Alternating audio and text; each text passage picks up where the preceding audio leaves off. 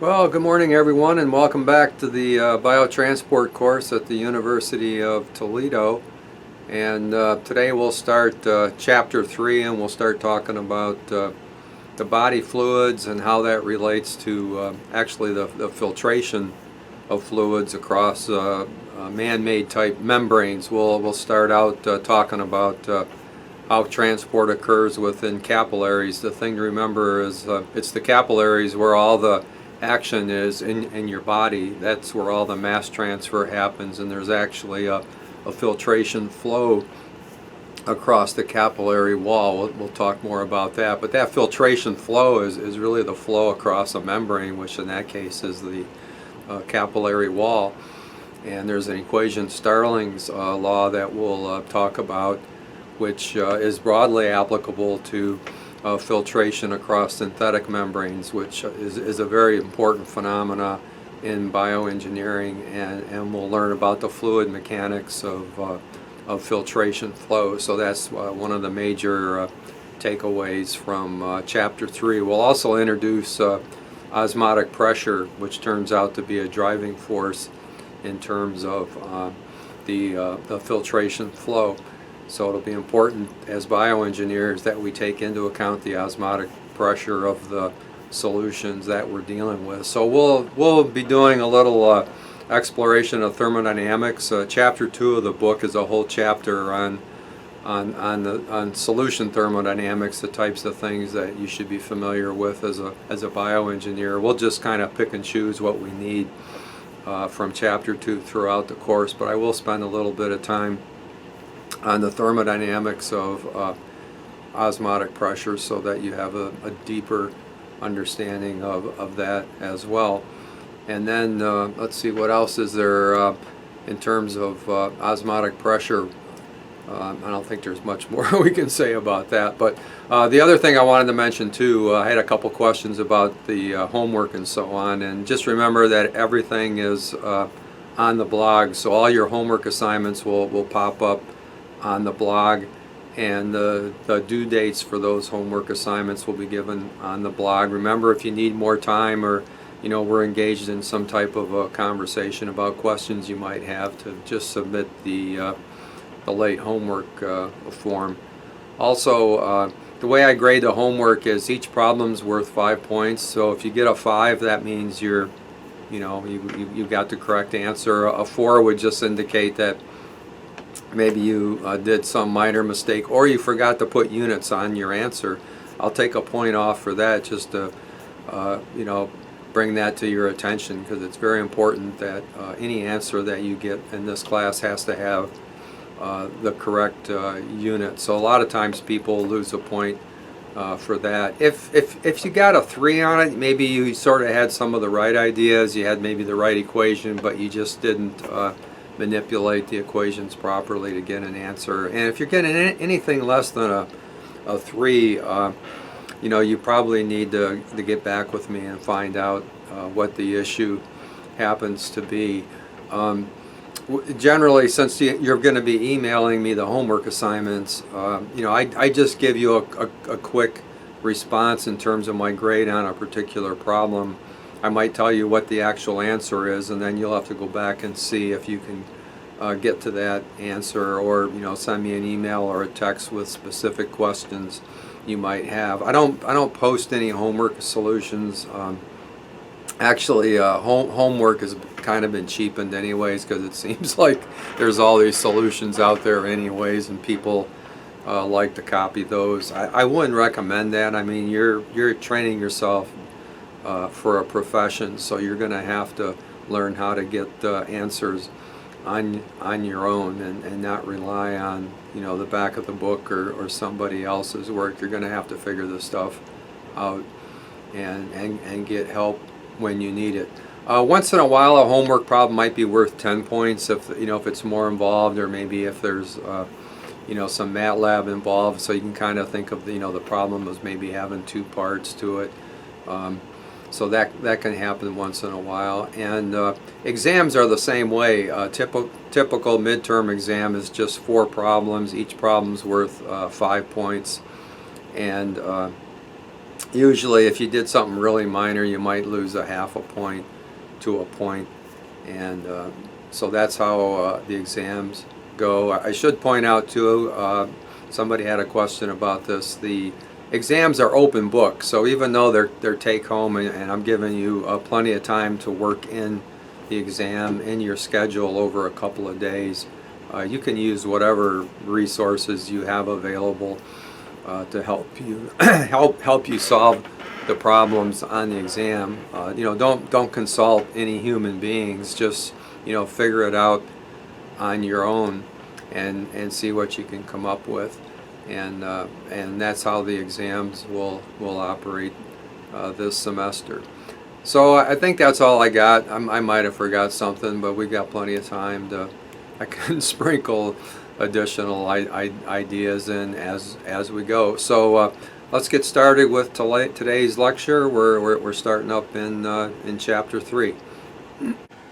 Okay, so we're in chapter 3, and the title of that chapter is the physical properties of the body fluids and the cell membrane. And we want to become familiar with the nature of the fluids that are found in the body, because our medical devices that are implanted within the body or used extracorporeally outside the body are going to interact with the body fluids. So as engineers, it's important that we understand what the nature of these fluids happen to be.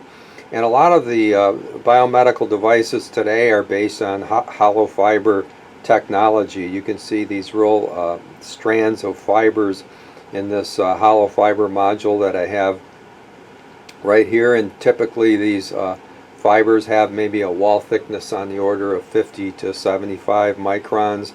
They have an opening, so they're kind of like a very small soda straw, and the openings might be on the order of a couple hundred microns in diameter, maybe 400 microns. And here's another one I have shown over here. We can see the cutaway, and you can see the fibers in there looking down longitudinally. So what happens in these hollow fiber devices is they form a shell, and the shell is the space or the volume that surrounds the hollow fibers. And in something like hemodialysis, the blood enters at the top and flows into a manifold. This is just an entry region up here, and then the blood gets distributed across to the hollow fibers, and there may be 5,000 fibers in there. Typical blood flow rate in a hemodialyzer is on the order of a couple hundred milliliters per minute. So the blood flows through these hollow fibers and then exit down here at this bottom port. And then on the side, on the shell side, then you've got ports on the side, and that's where the dialysate fluid would enter. And the dialysate fluid flows on the shell side, usually countercurrent to the flow of the blood. And the materials that have been accumulating in the patient due to their kidney failure diffuse across the walls of the hollow fiber and get removed by the dialysate fluid. So that's kind of a standard way that these fibers are employed. And these hollow fiber membranes are used not only in dialysis, they're used as blood oxygenators. Some of you may have co-opted up there in Ann Arbor at Terumo. They make blood oxygenators for people that are on have an open heart surgery and so on. ECMOs is kind of ECMO, ECMO is kind of the fancy name they use. Extracorporeal membrane oxygenators. They've even been using some ECMO devices on COVID patients that have severe damage to their lungs to keep them alive. I mean, you'd have to be a pretty special patient, probably somebody with a lot of money, but they can hook you up to one of these guys and keep your blood circulating, keep it oxygenated while your lungs heal and repair themselves. So yeah, in a blood oxygenator, typically the blood flows on the shell side of the unit. I'm sorry, the blood flows within the hollow fibers, and the oxygen's flowing on the shell side, and you get very efficient transport. And these types of devices and so on are explained in later chapters of my book, so we won't be covering these guys in any great detail, but we're going to be developing all the fluid mechanic and mass transfer and filtration characteristics and the engineering science behind all that during this semester. The other use of these are as bioreactors. People will typically grow cells, mammalian cells, animal cells, insect cells, plant cells, bacteria, whatever on the shell side of these devices, and then through the fibers they can pass the nutrient media that the cells need in order to stay alive, things like oxygen and so on. And the other application is as a filtration device. There's a technique called plasmapheresis. For example, we've got plasma donor centers around. Some of those are based on hollow fiber technology, where the blood flows within the hollow fibers under pressure, and then if you have hollow fiber membranes with openings, less than the size of a red blood cell, maybe just a micron or so, or less than that, then what will happen is if the blood is under a suitable amount of pressure, you can filter the plasma across these hollow fibers and collect it on the shell side. And the filtration flow rate of the plasma is driven by both the osmotic pressure difference across the membrane and the hydrodynamic pressure difference. And that's reflected in an equation called Starling's equation, which we're going to be developing and talking about in Chapter 3. So that's the real goal of Chapter 3, is to see how filtration happens in the body, and then by analogy how we can apply that to devices like the one I have shown in this video here. Okay, so that's a little background on why we're talking about this stuff in Chapter 3. Okay, so let's first talk about the body fluids from an engineering point of view. And like I said, it's very important that we understand these fluids, because our devices are going to interact with the body fluids. And for our purposes, we can classify the body fluids into three basic types. We call them the extracellular fluid, the intracellular fluid, and transcellular fluid. And about 60% of the body weight for an average 70 kilogram male is composed of these body fluids. And this gives you about a total volume of 40 liters. So if you took a 70 kilogram male, about 150 pounds, and squeezed all the fluid out of that person, you would get about 40 liters. Now I should point out too that a lot of physiological parameters, like the volume of the body fluids, scales with body weight. So what you could do is if you weighed 100 kilograms, you would just multiply any of these volumes that we're going to be talking about by 100 divided by 70 times, say, 40, and that would give you the corresponding value in the larger person. So these volumes that we're talking about are summarized in the next table over here. And the table just makes it easier to talk around what these volumes represent. So what we have here is our first fluid type, then, is the intracellular fluid, and we have about 25 liters. The 70 kilogram human's like a standard man. That's kind of like if you get into physiology books, like Guyton wrote the classic textbook of medical physiology. This is what the book that a lot of medical schools use to teach their students and so on. And you would find these numbers, say, I got these from Guyton. So intracellular volume would be about 25 liters, extracellular is 15 liters. And these little arrows just means that the extracellular fluid is made up of what's called interstitial fluid and plasma. So you can see the 15 liters is comprised of 12 liters of interstitial fluid and 3 liters of plasma. And then the transcellular fluids, very small volumes there, but generally then these guys all sum up to be about 40 liters. And the intracellular fluids is the actual fluid that's contained in all the cells of your body. And for our purposes, we can just think of a cell as like a water balloon. So the water inside the water balloon, that would be the intracellular fluid. The balloon itself would represent the cell membrane, and everything outside that water balloon we call extracellular. So the thing to remember is that the cells in your body are bathed in fluid. It's like a hot tub. Your cells like to be in a nice hot tub type of environment, and those fluids are called the extracellular fluids.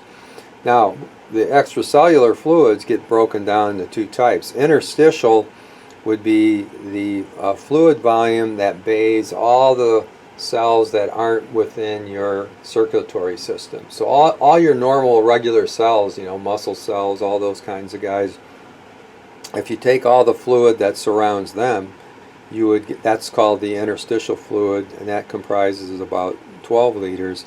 And then plasma is the fluid portion of your blood, and that's the extracellular fluid relative to your red blood cells, your white blood cells, platelets, and all those good guys.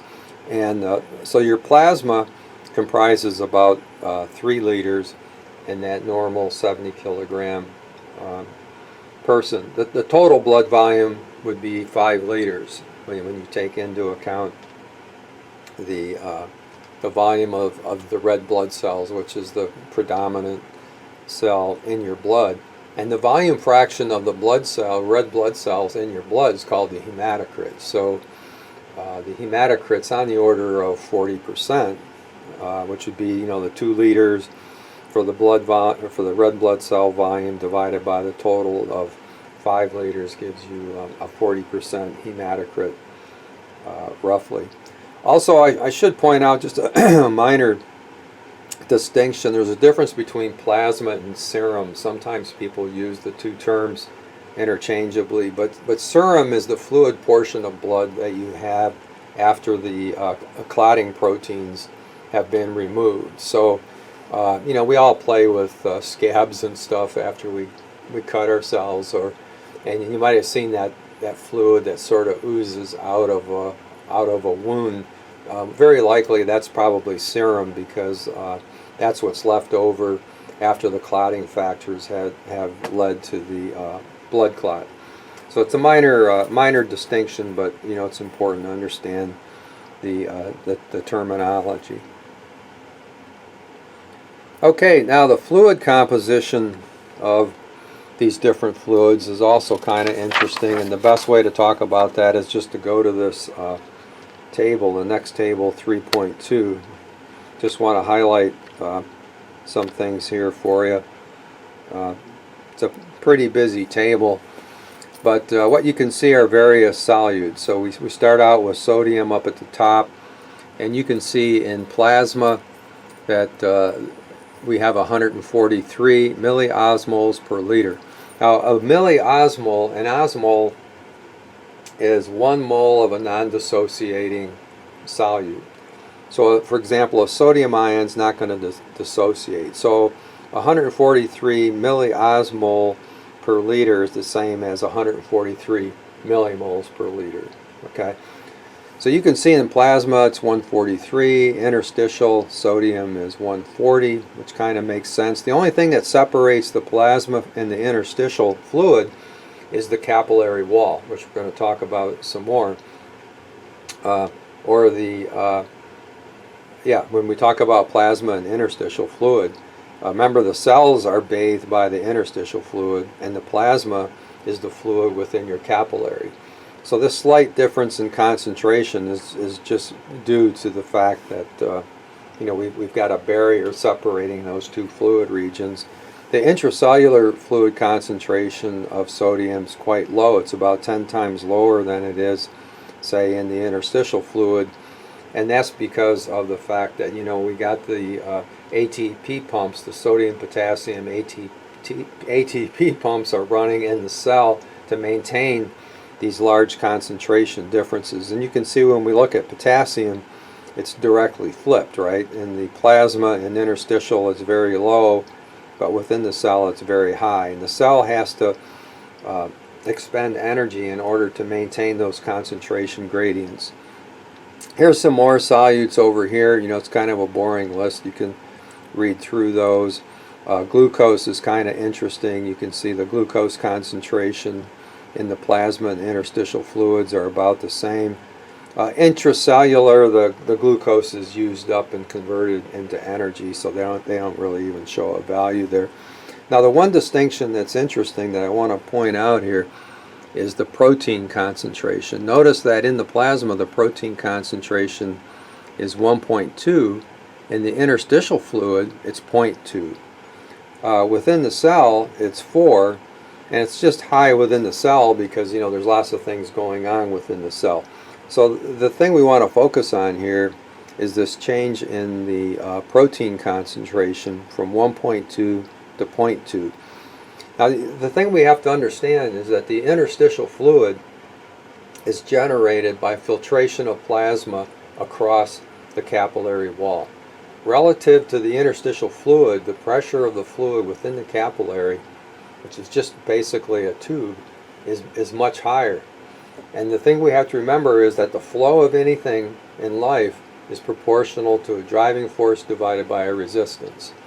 Okay, so when we say a flow of anything is proportional to a driving force divided by a resistance, we can apply that to pressure and the resulting filtration flow. So the driving force is the effective pressure drop across the capillary wall divided by the resistance to that flow, which is offered by the capillary membrane. If the capillary membrane was totally impermeable, the resistance would be infinite and we'd have no flow. But Starling figured out that that there is a flow across the capillary wall, and that's actually what forms the interstitial fluid. So at the entrance to a capillary, the blood pressure is rather high, and then as it flows through the capillary, the pressure decreases. So it's really interesting that Starling figured out that in the region near the entrance of a capillary, there's a net filtration flow of plasma out of the capillary.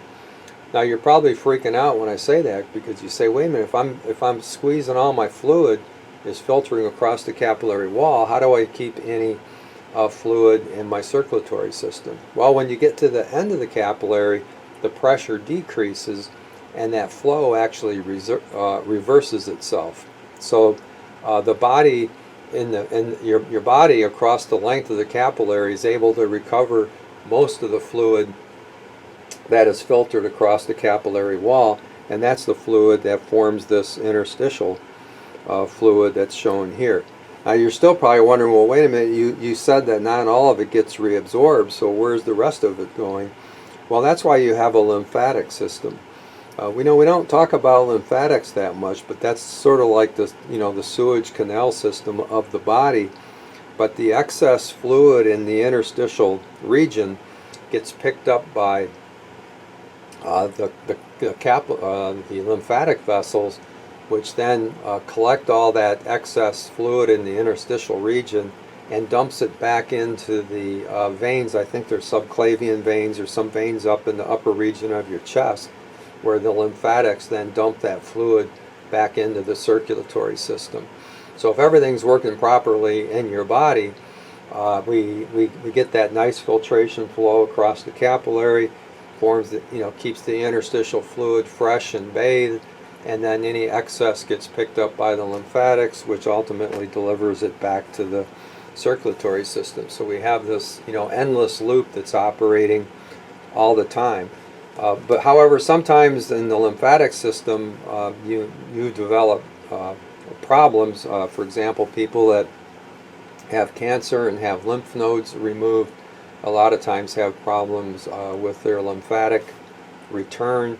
So that means fluid collects like in their legs if they've lost some lymph nodes, maybe in the groin region, or women with breast cancer lose lymph nodes up in the armpit region, and that hinders lymphatic flow, and you can get what's called edema, which is just a collection of that interstitial fluid above what would be considered normal. So you see localized swelling and so on. And fortunately, bioengineers have figured out that you can take like cuffs that look like blood pressure cuffs, but they're called lymphedema pumps.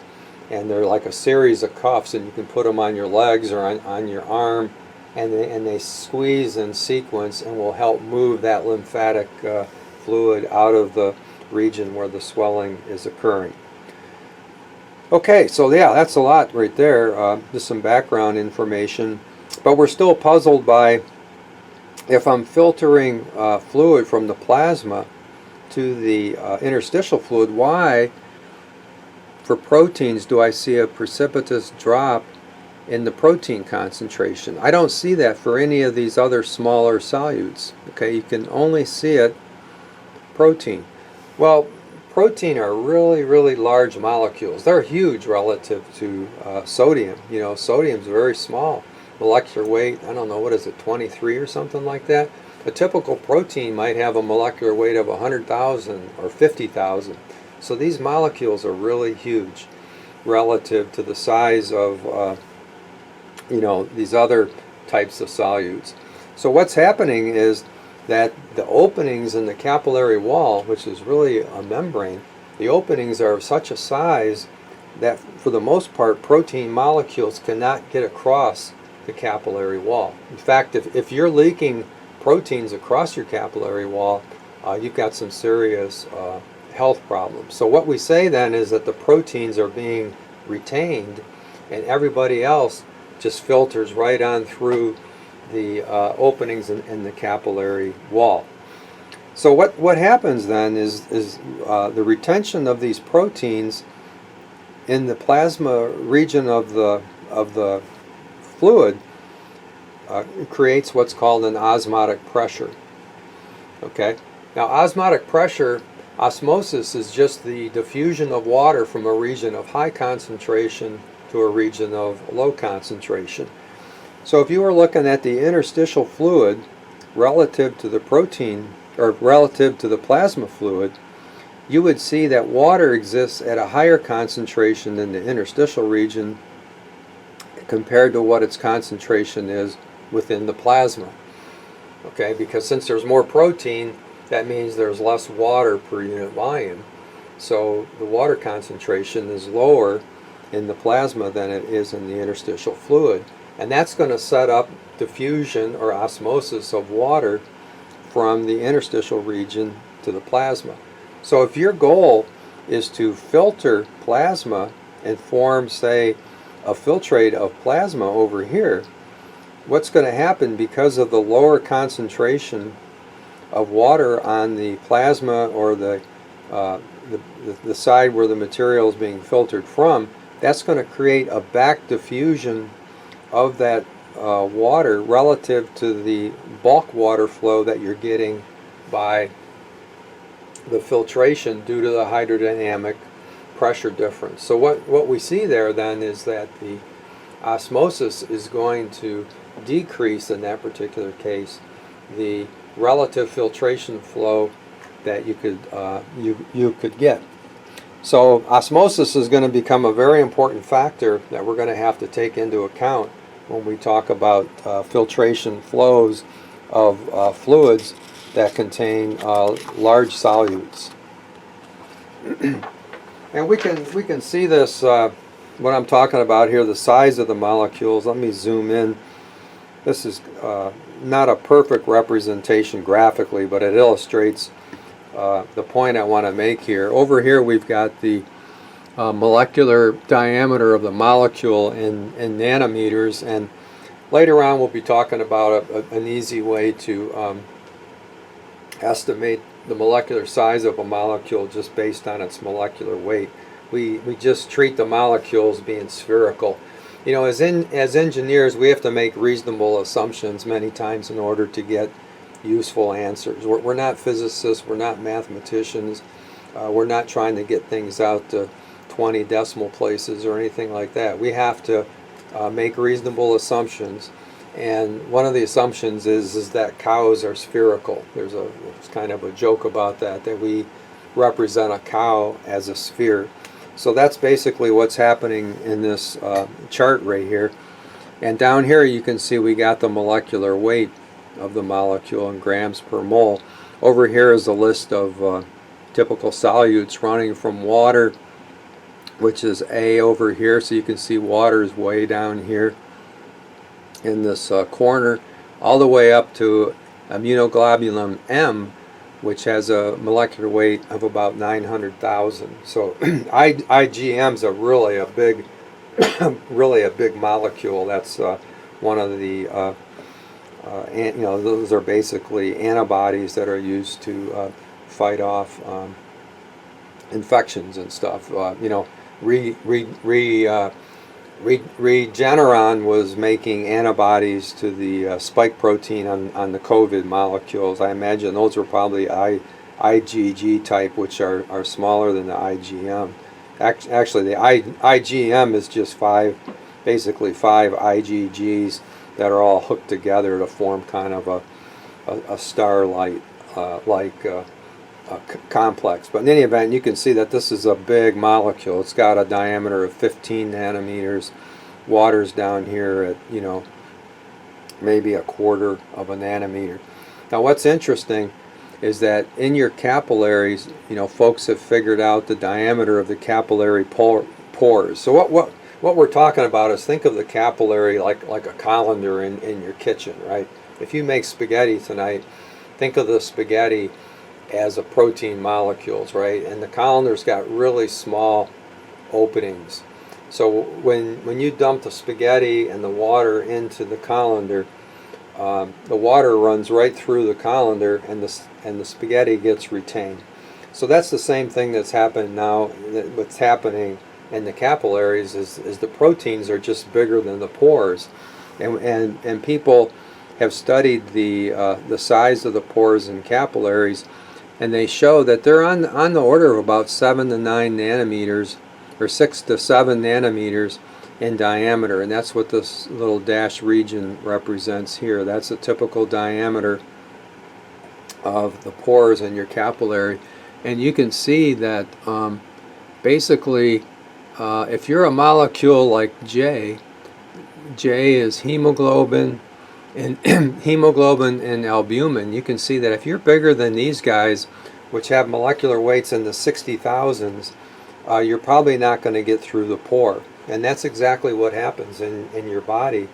If you're a molecule bigger than about a molecular weight of 60,000, you don't get across the capillary wall, and that explains why in that previous table 3.1 we saw that the plasma protein concentration is much higher than what it is in the interstitial fluid, because as the plasma filters across the capillary wall, those proteins aren't able to cross that particular barrier.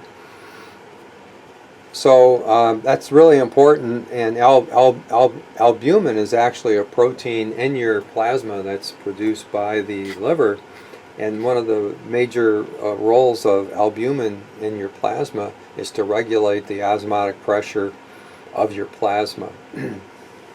Okay, so now we got a little idea about protein retention, and what happens is those retained proteins, when we get into the thermodynamics, leads to what's called osmotic pressure.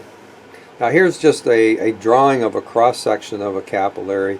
And capillaries, are very simple structurally. They're just basically endothelial cells wrapped around themselves to form a cylinder. And there's little gaps called the intercellular cleft. That's the fancy name for a pore. We just call them pores, but there's gaps, and those gaps are what forms the pores. And when you're filtering fluid, if the pressure inside the capillary is higher than it is out here, then the fluid is going to flow through these intercellular clefts or pores to the outside of the capillary, and any proteins in there can't get through these pores, and that those guys are retained.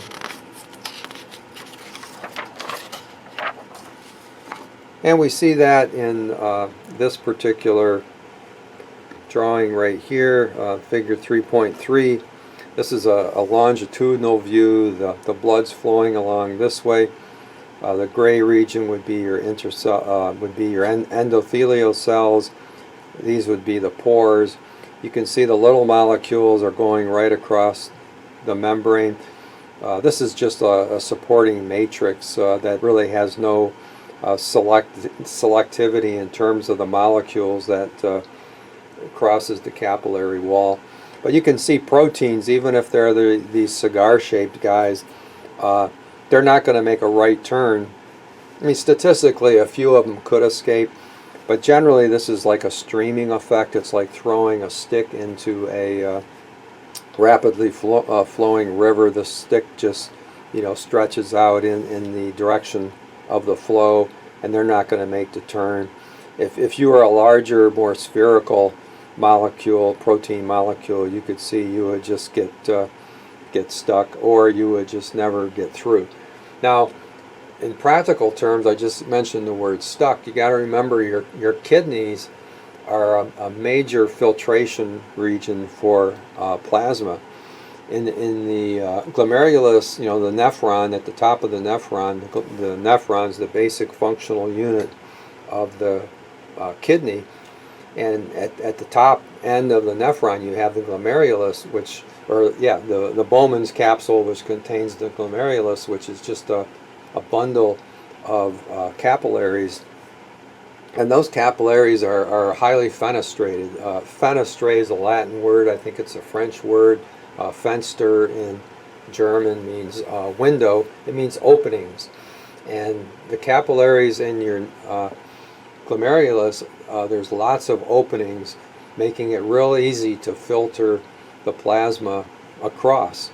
And you get high filtration rates, and then the rest of the nephron, the tubule section, just works to reabsorb water and essential nutrients and so on, and to continue to concentrate that plasma, which ultimately becomes urine. But if you've got some pathological diseases and so on, and you're clogging the pores in your kidneys with protein molecules, that can be pretty bad for your kidneys. It can shut your kidneys down and go into kidney failure and so on. Also, in terms of medical devices that have blood flowing through them, if you're flowing the blood through in a way that damages the red blood cells, and we'll talk more about the fluid mechanics of that later in the class, but if you start ripping the red blood cells apart and spilling out free hemoglobin into the plasma, that's really bad, because that hemoglobin will start to clog up the kidneys. So that's a real thing to be concerned about in terms of biomedical devices. Okay, so now we know we've got this phenomena of protein retention, and now we have to think about how does that lead to something that we call osmotic pressure, and how do we estimate osmotic pressure so that we can do design type calculations and so on. So that's what I want to talk about next today, is osmotic pressure. And the way we do that, we're going to zoom back into chapter 2 of the book, and we'll do a little thought experiment so we can kind of wrap our heads around what we mean by osmotic pressure. So the simplest experiment to illustrate osmotic pressure, we can use this U-tube like I have right here, and imagine that on, at some initial time, you loaded the left part of the U up with an aqueous solution containing a solute, some type of a protein, very large molecular weight. And then on the other side, you filled that side with pure water. And then down here at the bottom, you have a semi-permeable membrane that allows the water to freely cross the membrane, but the solute over here can't get across the membrane. So this solute is retained on the left-hand side. The tops of the U-tube are just open to the atmosphere, so they see what we call P atmosphere. Now this is the first illustration. Remember, I was telling you to draw make drawings of whatever the situation is that you're analyzing. Label everything. Notice I'm calling it P sub ATM. That way I know that's my symbol for atmosphere and so on. So when you start to experiment, the liquid levels on both sides are the same. And then you come back in a few days, and thermodynamics is all about equilibrium phenomena. At some point in time, this system is going to come to equilibrium, and when you come back, you're going to be shocked, because you're going to find that the level on the side that has the solute is going to be much higher than the level containing the pure water. And you're going to ask yourself, well, where did the water go? Well, what happened is remember the concentration of water on this side is higher than the concentration of water on that side. So things diffuse from a region of high concentration to low concentration, and water is going to do the same thing. By osmosis, it's going to diffuse across the membrane. And as the water diffuses across the membrane, that's going to push the level up on the left side. But why doesn't the level keep going up? Well, at some point in time, you got to remember you're also generating, relative to the height of the water over here, an additional hydrostatic pressure, rho GH. Remember from physics, the hydrostatic pressure of a column of water would be rho GH. So this would be the excess pressure, and that excess pressure is going to cause a counter filtration flow driven by the pressure of water to the right. So at some point in time, things got to get to an equilibrium where the filtration flow of water to the right and the diffusion flow of water to the left balance each other out, and that's when we get to the equilibrium state. So what I do here is I call H the difference in the levels of the two arms here. That's H, and then X is the distance as I have shown right here. Now the pressure that we're talking about is the pressures that exist across the membrane. So P sub M, M stands for membrane, A stands for the side. So we can say that the pressure on the A side of the membrane, right there at the surface of the membrane, is going to be the pressure of the atmosphere plus the hydrostatic pressure generated by H, which would be rho GH, plus the additional X, okay? And that would be the pressure on the A side, and the pressure on the B side would be atmospheric pressure plus rho GX. Now, this whole phenomena is caused by osmotic effects, and the osmotic effect we denote by pi, which we call osmotic pressure. I should note in previous editions of the book, I just used a lowercase pi for osmotic pressure. And pi is kind of the universal symbol for osmotic pressure. But the problem with the lowercase, sometimes people would get confused in equations thinking it was, pi 3.14. They forgot that it could also represent osmotic pressure. So in the 4th edition of the book, I changed this to a capital pi. So if you're, especially if you're working with the page proofs, there are some mistakes where they used a lowercase pi. I might have circled them or whatever, but just be careful because elsewhere we'll always be using capital pi. So the difference then between the pressure on the A side and the B side, that difference is what we call the osmotic pressure. So this kind of gives you a physical idea of what that pressure is, and you can see the osmotic pressure is just equal to rho GH. So this would be an approach even by which you could measure the osmotic pressure of fluids in a laboratory setting. It'd be very easy to set something like this up, and you could get the osmotic pressure, and that would be the osmotic pressure of the fluid then on that particular side. Now, how do we get to something useful? As engineers, we need equations, okay? And we have to do calculations. So we want to get to a point where we can actually predict, based on the concentrations in a particular solution, what the osmotic pressure of that solution is going to be, so that we can do design calculations or whatever.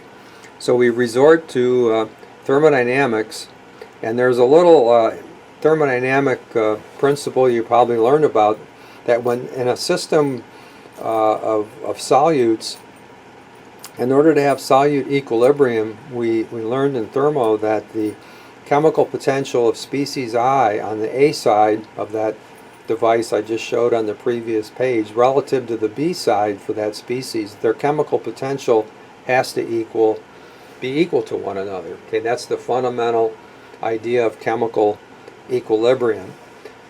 And you probably learned in thermo sometimes we invent one symbol or one idea, and then we relate it to another idea, and you know, it's kind of this crazy logic. You just have to follow through it.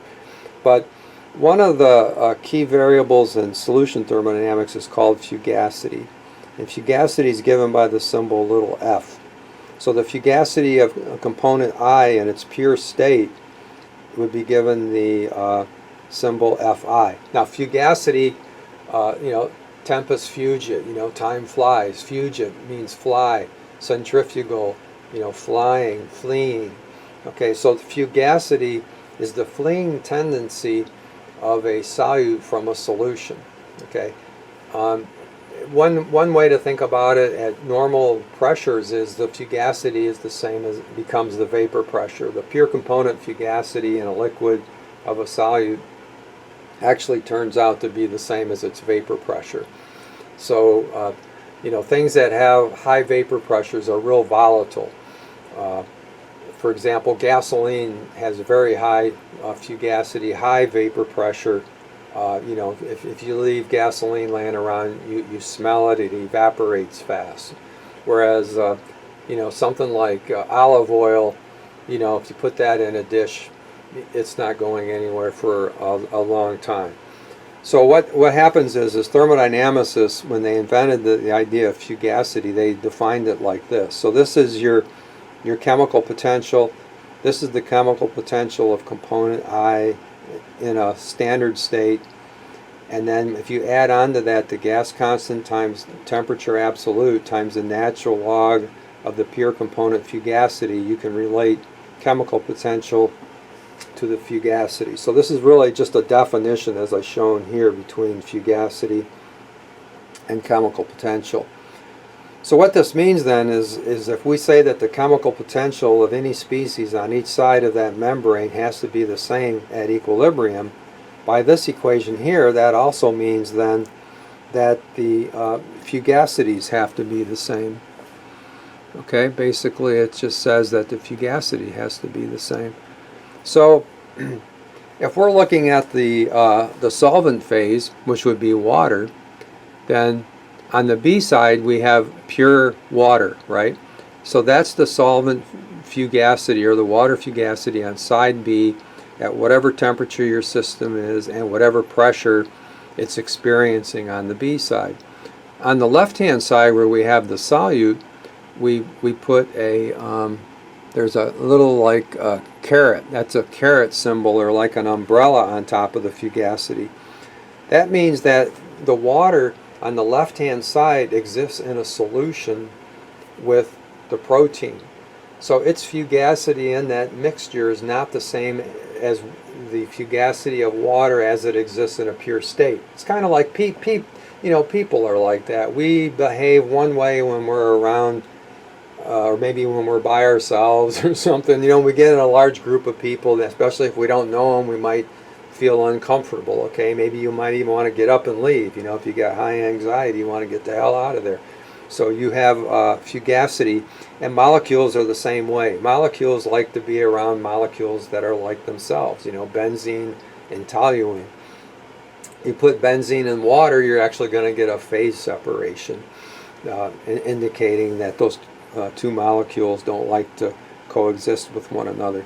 So this represents the fugacity, say, of water on the A side at whatever temperature and pressure you have on the A side. Now in our experiment, the temperatures would be the same, but the pressures are different across the membrane. So you know, if you're thinking about this, you can see that maybe from this relationship we can find out what PA minus PB happens to be, and if we can do that, we'll have a mathematical relationship that would allow us to calculate what the osmotic pressure happens to be.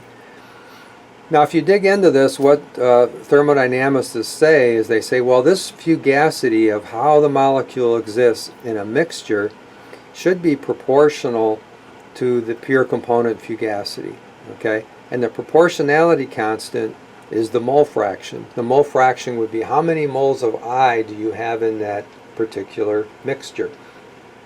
And if it's a straight proportional relationship, just ignore the gamma for a minute. That's called a what the hell is that called? I can't think of the name right now, but that's called an ideal solution. Yeah, ideal solution.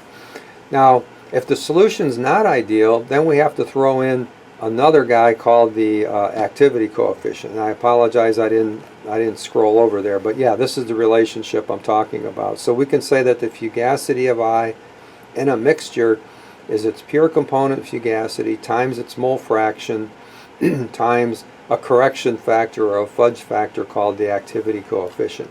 And you can see as the mole fraction goes to 0, you wouldn't have any fugacity, right? There's no fleeing tendency of that molecule because there's no molecules there.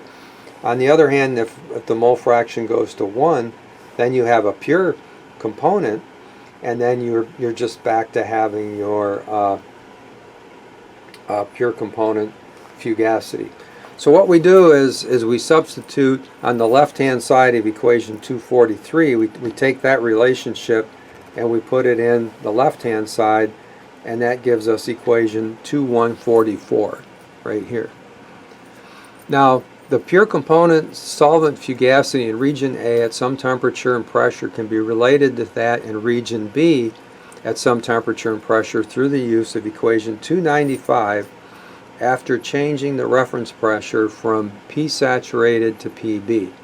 So there's some earlier stuff, but basically what happens is the difference between the pure component fugacity on the A side and the B side, what makes the pure component fugacity change is just due to temperature and pressure.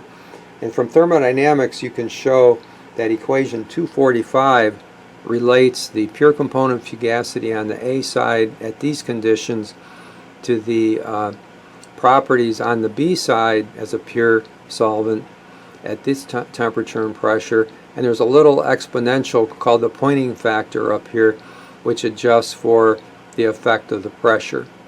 So we can use this guy here then in the previous equation. We can substitute that in for FA, so that now we have FB on the left-hand side.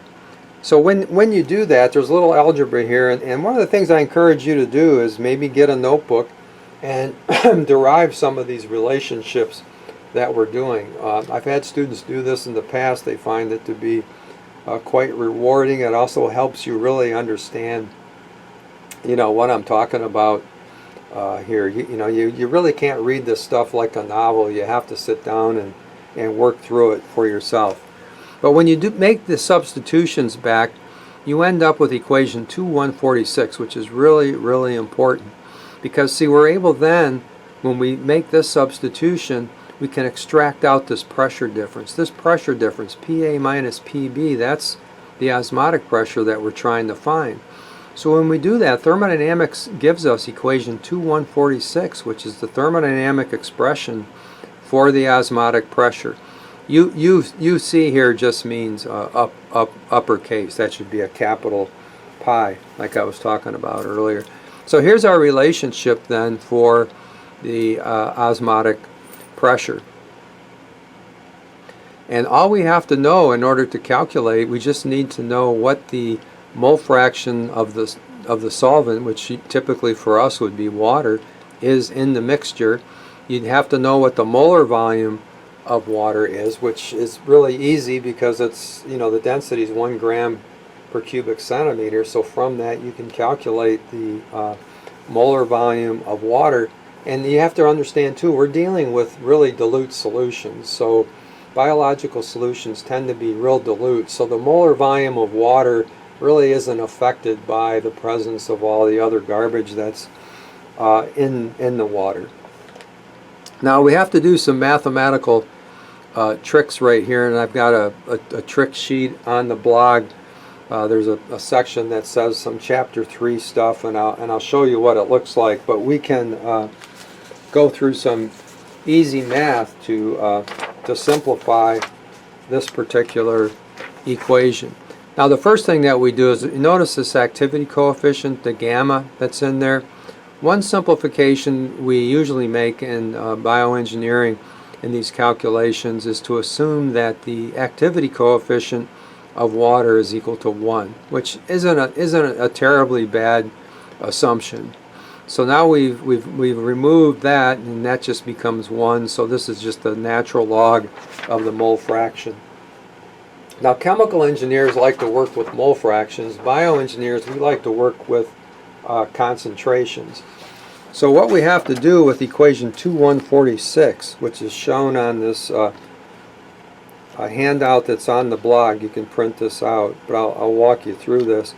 What we want to do now is we want to convert the mole fraction, and I'm labeling it now W for water. Okay, so this is equation 2146, and we want to get rid of the mole fraction and replace it with concentration, because we like concentration. We want to say that our solutes have a concentration of so many millimoles per liter. And we can do this like this. If we have a binary solution, just solute and water, we know that the sum of the two mole fractions has to be equal to 1. So we can get rid of the water mole fraction and use instead the mole fraction of the solute, like I showed here. Also, we know that because we're dealing with dilute solutions, that the mole fraction of water is going to be pretty close to 1. And knowing that that's the case, that means the mole fraction of solute's going to be really small. Okay, it might be 0.01 or something like that. And one of the cool tricks with the natural log of something, the natural log of something that's like 0.99 is just equal to the number right here itself. So you can check this out for yourself. Suppose the mole fraction of the solute is 0.01.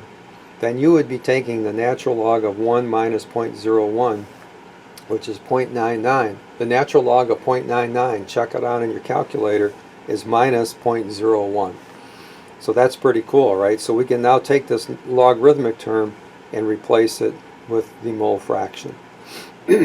So now our osmotic pressure equation is looking pretty simple, right? It's just osmotic pressure at a given temperature is just proportional to the mole fraction of the solute. We're well on our way of getting what we're looking for. But now we want to convert mole fraction into concentration. How do we do that? Well, the total concentration in the solution is going to be the water concentration on the A side plus the solute concentration on the A side. Once again, the concentration of the solute is going to be way less than the concentration of water. Water concentration is like on the order of 50-some moles per liter, so it's huge. So that means that the water concentration is pretty much the same as 1 over its molar volume, and that's going to equal the total concentration. Now mole fraction is defined as the concentration of that solute. The mole fraction of the solute would be the concentration of the solute divided by the total concentration. So you can see here then when we do the arithmetic, we've got Ca over the solute concentration, the concentration of the solute divided by the total concentration, which is the same as the water concentration, which is 1 over the molar volume of water, and that's how we get this right here. So now you can see we've related the mole fraction of the solute to the concentration of the solute, and when you put this back in up here, you can see the molar volumes cancel out, and we get this beautiful result that says that the osmotic pressure is equal to RT times the concentration of the solute. So that's how we can predict a priori. All you have to know is the temperature of your solution and the concentration of your solute, and you can calculate the osmotic pressure of the solution. Okay, and that takes us to the bottom of page 79 down here, equation 247. I don't show those mathematical details, and it might have escaped you, so that's why I wanted to take some time and show you how we got to that equation. So this is our key result then for osmotic pressure. This is called the Van Hoff equation, and we'll pick up from here on Monday and show some examples of how we can use that equation, and then you'll see how we apply it in terms of calculating filtration flow across membranes, and how the osmotic pressure affects the observed hydrodynamic pressure. So I'll see you guys back here on Monday.